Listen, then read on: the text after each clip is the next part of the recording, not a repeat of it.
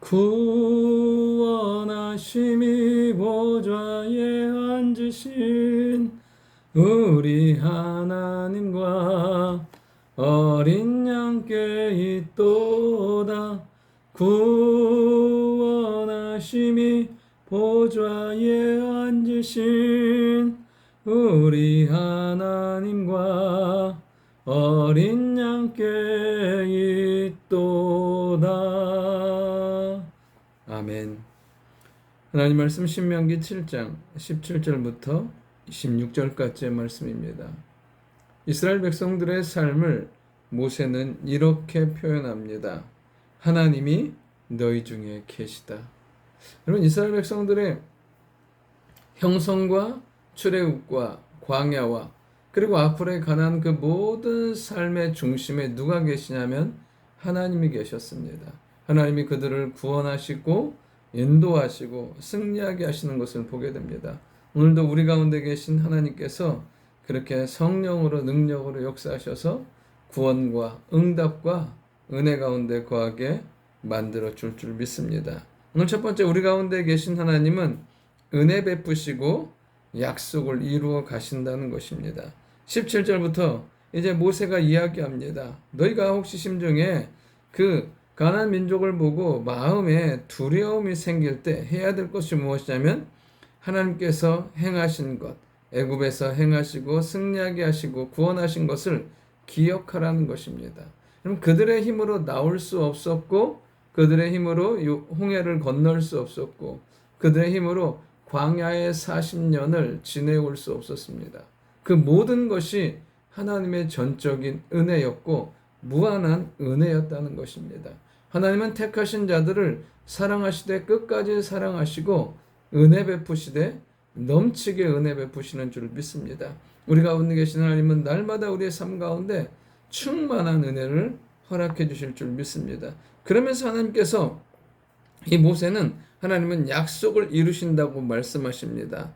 두려워하지 말라고요. 21절에 보면 하나님께서 너희 중에 계신다고요. 그러면서 너희에게 약속하셨던 그 모든 약속을 이루어서 가나안 땅에 들어가게 할 거라고 말씀하십니다. 20절에 보면 내 하나님 여호와께서 또 왕벌을 그들 중에 보내어 그들의 남은 자와 너를 피하여 숨은 자를 멸하시리니. 그러니까 가나안 땅에 들어가서 그 땅을 점령하는 것도 하나님께서 이미 말씀하신 대로 그 말씀의 성취, 말씀의 약속을 이루어가고 그리고 그 말씀을 통해서 그들의 삶 가운데 하나님이 계심을 알게 하시는 것을 보게 됩니다. 여러분, 오늘도 왜 우리가 하나님의 약속의 말씀에 집중해야 되냐면 하나님은 그 약속을 오늘도 신실하게 이루어 가시기 때문에 그렇습니다. 우리의 삶의 믿음의 근거와 소망의 근거를 하나님의 약속의 말씀에 둘 때 그 말씀은 오늘도 우리의 삶 가운데 성취되고 응답될 줄 믿습니다. 두 번째, 하나님은 우리 가운데 계신 하나님은 우리의 삶을 인도하신다는 것입니다. 21절에 보면 하나님 여호와께서 이 민족을 내 앞에서 조금씩 쫓아내시리니. 그들을 급격하게 빨리 그들을 정리하시지 않으세요. 조금씩 쫓아내세요. 이유는 너는 그들을 급히 멸하지 말라. 들짐승이 번성하여 너를 해할까 하노라. 그러니까 그들이 급격하게 그들을 치고 이 민족을 다 치고 그 땅을 차지하지만 그러나 그들의 수요가 적음으로 그 땅에 가득할 수 없으니까 들짐승이 번성해서 그들을 해할 거라고 하나님 말씀하세요. 그래서 조금씩 쫓아내실 거래요. 그러나 언제요? 마침내는 그들을 다 어떻게 해요? 크게 혼란하게 하고 진멸함으로 그 땅을 완전히 그들에게 차지하게 한다고 말씀하십니다. 그러니까 내 시간표가 아니라 하나님이 우리를 향한 완전하신 계획 가운데 우리의 삶을 인도해 가시는 것을 보게 됩니다. 내 생각에는, 내 계획에는 이것이 이루어져 가야 되지만 그러나 하나님은 그들을 보호하시고 더 하나님의 풍성한 은혜 가운데 살게 하기 위해서 조금씩 그들을 진멸해 나아가는 것을 보게 됩니다. 여러분, 오늘도 우리는 하나님의 계획하심과 일하심을 온전히 알 수 없습니다. 그러나 중요한 건 하나님의 모든 계획은 선하시고 하나님이 우리를 향한 모든 일하심은 완전하시다는 것입니다. 이해할 수 없지만 선하세요. 알 수 없지만 그러나 완전하게 오늘도 우리의 삶 가운데 행하세요. 선하시고 완전하신 그 하나님께서 우리의 삶 가운데, 우리의 생애 가운데 아름답고 선한 인도하심이 날마다 나타나도록 역사하실 줄 믿습니다. 세 번째, 우리는 하나님으로만 충만해야 한다는 것입니다. 15절에 보면 이제 그 가나안 땅에 들어갔을 때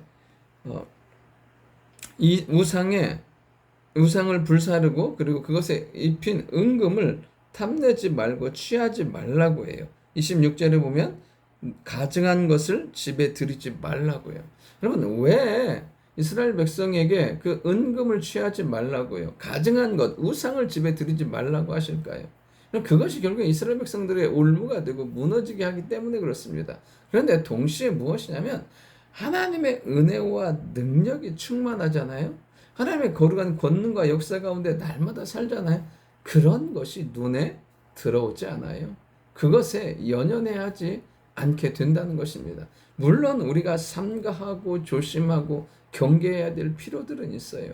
그러나 더 중요한 건 무엇이냐면 내가 그것을 멀리한다고 해서 내 의식과 의지와 생각 가운데 자유케 되지 않아요. 언제요? 하나님의 영으로 말씀으로 온전히 충만하면 더 이상 물질이, 돈이, 사람이, 심지어 우리의 생계와 삶이 우리를 어렵게 하지 않는다는 것입니다. 그것에 연연한 삶을 살지 않게 돼요. 왜냐하면 하나님의 놀라우신 은혜와 하나님의 크심을 신뢰하며 살기 때문에 그것에 매이지 않는다는 것입니다. 오늘도 하나님으로 말미암아 충만하여서 우리의 삶 가운데 그 어떠한 것도 연연해 하는 것이 아니라 초월하여 하나님을 바라보며 살아가는 우리가 되길 원하고 세상의 모든 것들을 복음과 주의 영광 위에 다스리고 사용하는 그런 축복과 은혜가 있기를 원합니다. 좋으신 아버지 하나님, 우리 가운데 계셔서 은혜 베푸시고 약속을 이루시고 인도하시고 충만케 하심을 감사드립니다. 함께 하시는 그 하나님을 신뢰함으로 오늘도 기쁨과 즐거움 가운데 거하는 하루가 되게 하시고 우리의 예배 가운데 거하시는 하나님의 충만한 은혜가 우리 심령 가득 넘칠 수 있도록 주여 도와 주옵소서. 예수님의 이름으로 기도드립니다. 아멘.